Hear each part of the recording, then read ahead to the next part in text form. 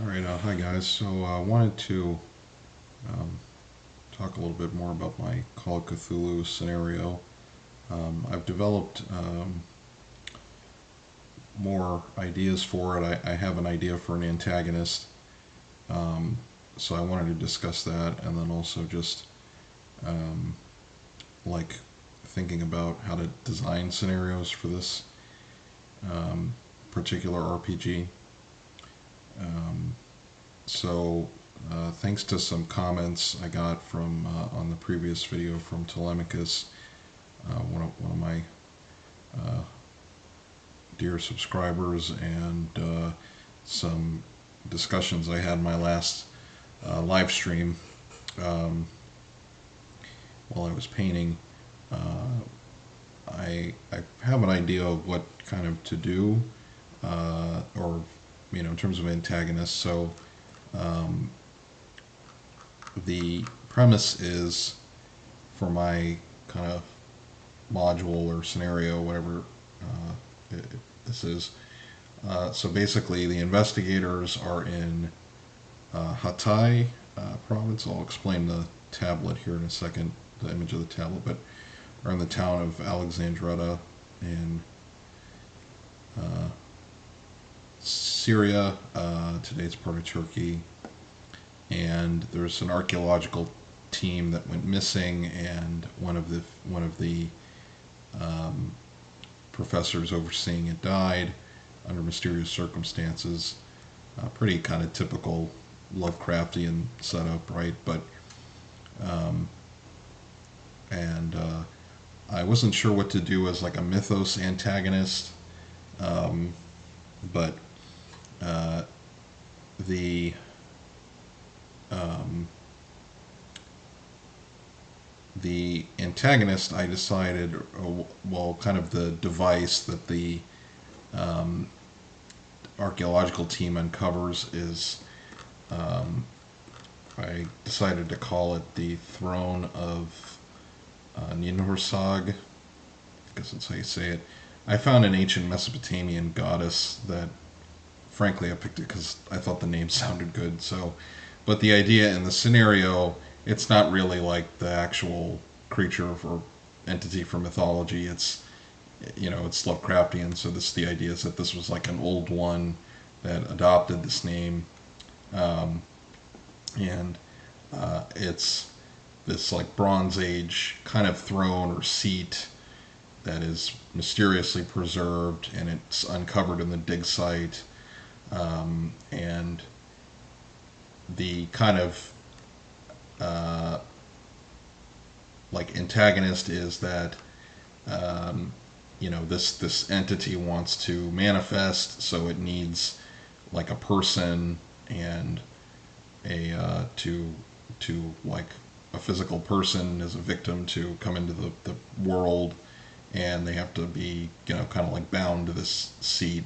And of course, there's been a cult that has sprung up because this object was uncovered, and so that's like kind of what the investigators have to resolve.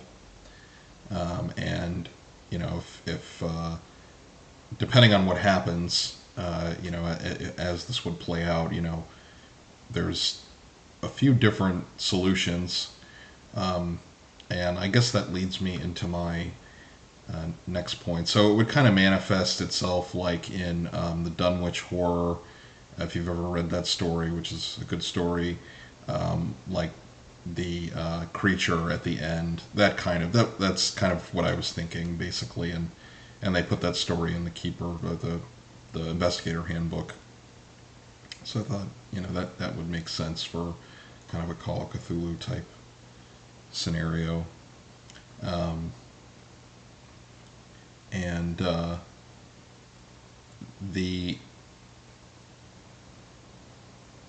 thing I was thinking about though is, as I was writing this, I've written about, let's see, uh, it's about three and almost a half pages single spaced of scenario notes, and I have not some non-player characters. I wrote up some descriptions of locations in in the town of Alexandretta. And I've also, like in the location descriptions, I've included some um, additional non-player characters that would be in these locations. Um, and then I wrote up a little description of the dig site and then some potential solutions. But um, as I was writing this, I was thinking about how, I would not want to have a situation like running this just for a group for myself, or if I ever decide to publish, where there would be like a linear investigation. I would rather people, or even myself as the keeper or the GM, where this is just like the scenario, and the investigators would have to just deal with whatever was happening because, like I said in the previous video on this, if you watched it, I want to make it so the NPCs and their factions would also be involved in this somehow. Um, this object of, well, oh, let me show. Uh, this is a tablet of the uh, Mesopotamian goddess from mythology, which uh, does kind of look a little creepy, but anyway, uh, the idea would be that the other investigate or the other, like the NPC factions, would be involved in this somehow, or they would be um, probably most of them would not be aware of the mythos aspect at the beginning, like the investigators, but of course they would be watching this. This is maybe something they could exploit, or they would be drawn into, the cult that sprung up around the enemy kind of entity, and so I would not want my solutions to be kind of like prescribed. Um, and I think it was uh, someone in the live stream. I forget who exactly said, to make it more like Raymond Chandler rather than Agatha Christie, like Poirot. And I think that's a good way to approach Call of Cthulhu. And even though I've only actually played one Call of Cthulhu scenario, but I'm a big fan of like noir fiction, and I think that's a good way to look at it because, in a noir detective kind of situation, the mystery is usually resolved, but it's not in a way that is like kind of satisfying or like neatly wrapped up like in that Poirot um, kind of sense, or uh, not just Raymond Chandler, but like classic example would be um, the Maltese Falcon, the novel by Hammett, Dashiell Hammett, and and of course the movie. But the idea being that it's not um, exactly like resolved in a neat way. And I think for a role playing game that would work, that works the best in an investigative role playing game, I should say, that works the best, I think, because then you're not presenting the players with like you find clue A that leads you to event B, and then in a kind of railroad thing. I don't want to do that. I would rather it just be, here's the situation, and and go basically. Um, and so that's kind of where I'm at. I know this isn't like normally, this isn't the main kind of thing I put on my channel, but this is something I'm interested in. Plus, it lets me discuss something I like a lot, which I don't really talk about much, or I haven't talked about much on my channel. Is just like kind of classic sort of mystery stories and true crime kind of. Not that this is true crime, but that's something I'm interested in. Um, and especially like this kind of noir detective type investigation where, not to beat a dead horse, but it's not a neat solution. I think that it works well for Cthulhu. So um, that's kind of what I've developed so far.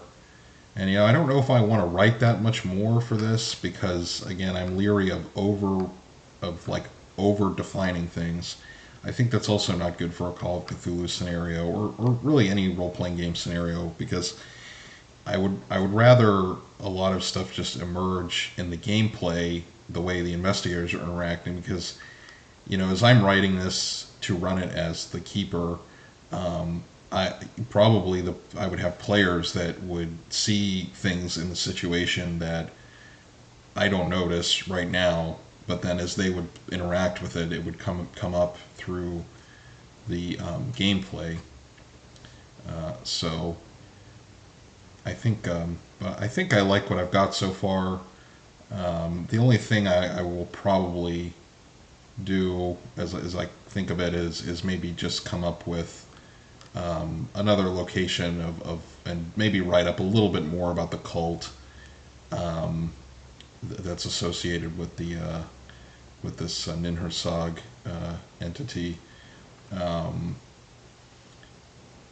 and I did define some sanity checks that would occur, based on interacting with the antagonist. And I think that's good. I think that's enough for me to write. But I didn't really define how much sanity you would lose. I would probably do that more as like a judgment call as I played through. Although I wouldn't want to like handhold the players. This is a pretty. It's supposed to be Call of Cthulhu is supposed to be a pretty deadly role playing game. Either from player character death or kind of being um, driven insane as a player characters being driven insane um, the the the bad guys basically. Um, yeah, another thing that occurred to me as writing is I could play this as like just a purely kind of take the Cthulhu stuff out and just play this as like a kind of sort of more political like role playing game because I've got some different like you have the colonial authorities. I've got player NPCs that are clearly like anti colonial activists, and I've got a few that are kind of with different approaches to that. So you know I don't know if that would be interesting to people in a role playing game, but where you could have maybe even like a divided group where um, one of your players is like wants to be one of the colonial police or something, and then you've got other players maybe that want to be part of the Turkish kind of spy ring, or want to be part of the kind of the Syrian like Arab nationalist type faction. Um, that might get too like um, difficult maybe to manage because you'd have to like keep things secret probably from the other players, and it might be more kind of organizing on as a GM. I'm sure there's probably role playing games kind of like this, but it's just not something. It's just something that occurred to me as I was writing it. But yeah, I just wanted to share more of this and my ideas. And if you guys are for any of my subscribers that are more like role playing gamers, if you have any comments or suggestions, let me know. But I guess my point is just in this discussion is just that trying to write a Cthulhu scenario that is more of an actual just like scenario like situation rather than like a step-by-step sort of investigation, and how to balance getting clues versus being in this kind of uh, you know being in this kind of environment, I guess.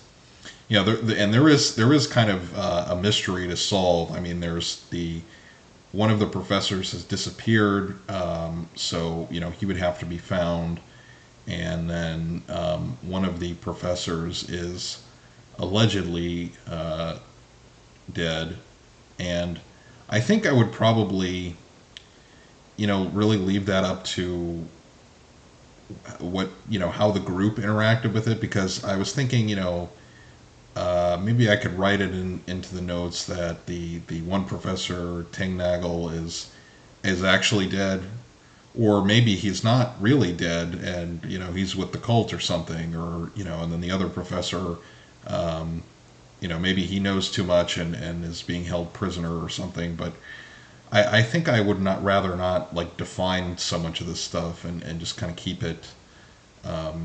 Yeah, again, trying to make it more emergent from the gameplay.